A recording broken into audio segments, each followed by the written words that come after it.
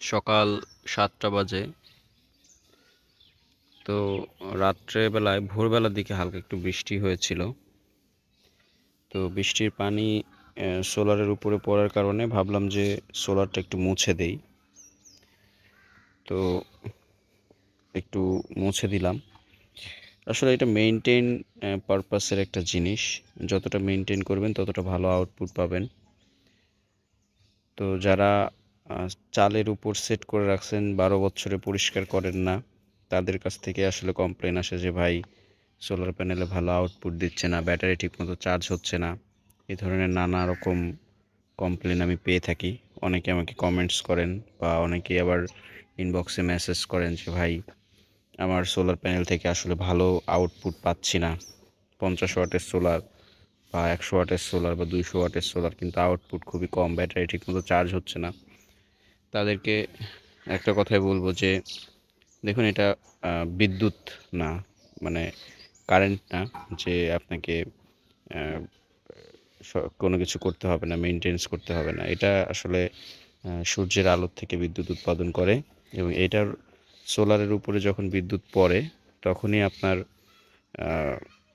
বিদ্যুৎ উৎপাদন হয়। মানে সূর্যের আলো যখন সোলারের উপরে পড়ে তখনই আপনার বিদ্যুৎ উৎপাদন হয়।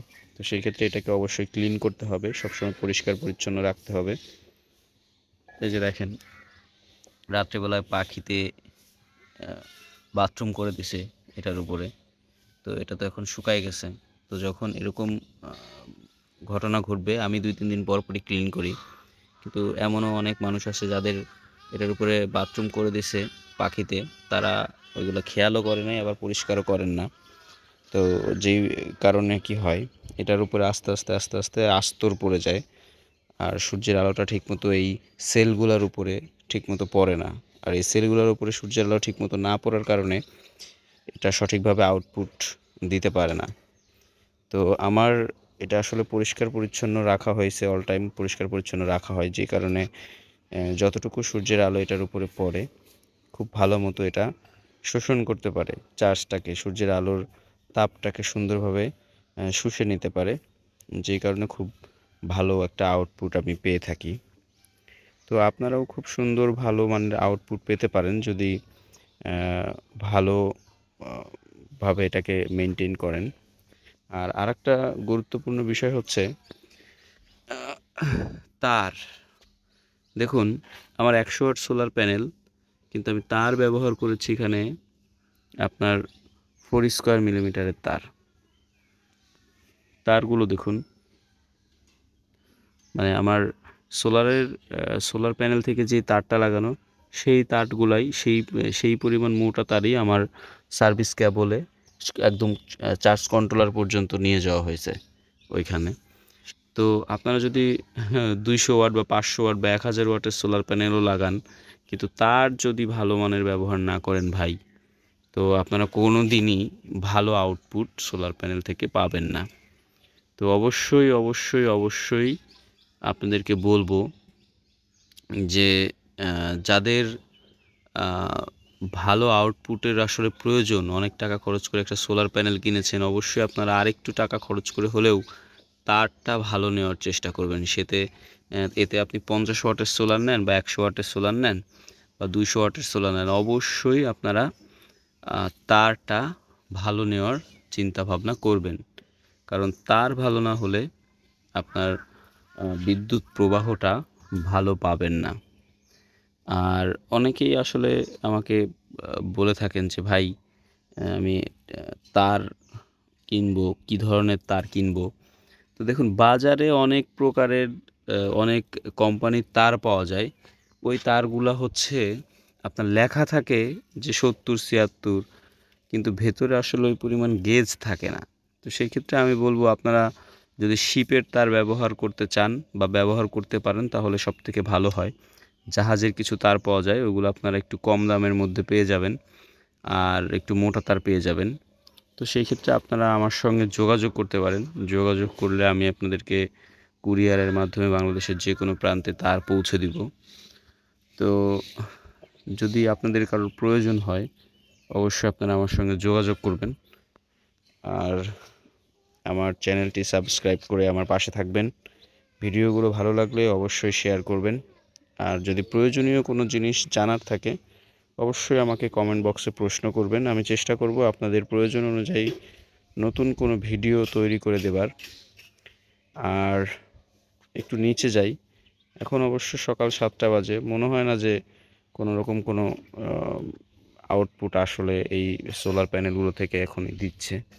তো 8টা, 8:30টার পর হয়তো বা কিছু ওয়াট আসবে আর কি। এই প্যানেলটা হচ্ছে 40 ওয়াট, এটা 20 ওয়াট, আর এই দুটা হচ্ছে 10 ওয়াট 10 ওয়াট করে। এই দুটা মোনো আর এটা হচ্ছে পলি। তো আমি আগে এই বড় প্যানেলের সাথেই এই ছোট প্যানেলগুলো কানেক্ট করেছিলাম, পুরাতন এই প্যানেলগুলো। এগুলো আমি 200-250 টাকা করে কিনেছি। তো বর্তমান আসলে এইগুলোর থেকে এটাকে আমি আলাদা করে রাখছি। তার কারণটা হচ্ছে এটা দিয়ে এই 40 যে ওয়াটটা আছে এইগুলো দিয়ে আমি শুধু দিনের বেলায় যখন সূর্যের আলো থাকে তখন ডাইরেক্ট হচ্ছে আমি 2টা ফ্যান চালাই দিনের বেলায়। আর এই যে 2টার থেকে যে ব্যাটারিটা চার্জ হয় এইটা দিয়ে হচ্ছে আমি আমার অনু এবং রাউটার অল টাইম কানেক্ট করা থাকে ব্যাটারির সাথে, সোলার প্যানেলের সাথে। আর এই 2টা দিয়ে আমি শুধু রাত্রে বাল্ব জ্বালাই, আমার 4-5টা বাল্ব জ্বলে রাত্রে। আর 2টা ফ্যান চলে, ছোটো ছোটো 2টা 12 ভোল্টের 2টা ফ্যান চলে 775-এর, মানে লম্বা শ্যাপের যে মোটরগুলো ছিল আছে ওই মোটরগুলো দিয়ে আমি 2টা ফ্যান তৈরি করেছি। ওই ফ্যান 2টা আমি সারা রাত চালাই, আর 4টা মতো ভাল্ব চালাই। তো এই এই 200 ওয়াটের বড় প্যানেল 2টা দিয়ে আমি হচ্ছে ওইগুলো চালাই। আর এই ছোট যেই 40 ওয়াট প্যানেল আমার আছে ভাঙটি, এইগুলা দিয়ে হচ্ছে আমি 2টা ফ্যান চালাই, 12 ভোল্টের 2টা ফ্যান চালাই, একটা বড় একটা ছোট। তো কথা না বাড়িয়ে একটু নিচে যাই, দেখি মিটারে আসলে এত সকালে বিন্দুমাত্র কোনো আউটপুট পাওয়া যাচ্ছে কিনা। দেখুন, মাত্র 2 ওয়াট মতো আসতেছে, 2-3 ওয়াট মতো আসতেছে। আসলে অনেক সকাল 7টা বাজে, তো এত সকালে আসলে এরকম আউটপুট অতটা আসে না। তারপরে হয়তো বা একটু বেশি আসতো। এটা বন্ধ করলে, এটা যেহেতু চলতেছে আর সূর্যের আলো যতক্ষণ থাকে ততক্ষণ হচ্ছে সোলার প্যানেল থেকেই সরাসরি নেয়। তো এটা একটু বন্ধ করে দিই, দেখেন তার মানে হচ্ছে এখন 7 ওয়াট মতো আসতেছে, 7.5 ওয়াট। তো এটা যখন আমি আবার চালাবো